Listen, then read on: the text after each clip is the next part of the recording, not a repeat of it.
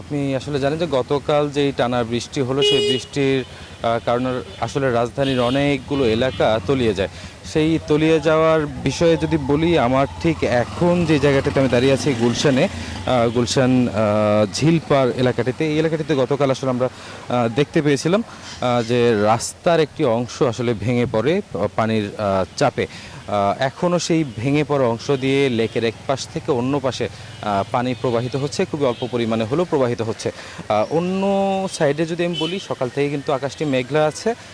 এই মেঘলা আকাশ যে কোনো সময় বৃষ্টি নামতে পারে। এখানকার যেসব স্থানীয় জনসাধারণ আছে তারা বলছেন বৃষ্টি নামলে এই রাস্তাটি আসলে ব্যবহারের অনুপযোগী হয়ে পড়বে, পাশাপাশি এটি আসলে বড় কোনো দুর্ঘটনার ঘটারও আশঙ্কা রাখে, যেহেতু রাস্তার অনেক অংশই ধসে পড়ে আছে।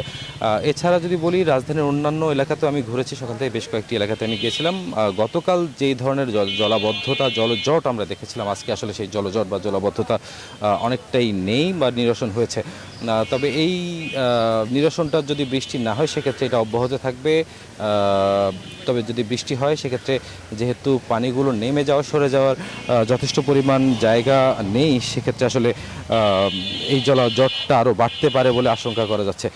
সব কিছু মিলে সকাল থেকে এখন পর্যন্ত যতগুলো জায়গায় দেখলাম, জলাবদ্ধতার খুব একটা চিত্র আমাদের চোখে পড়েনি।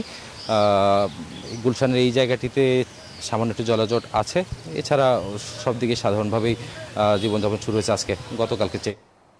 Bashundhara public school and college 2026 শিক্ষাবর্ষে ভর্তি চলছে।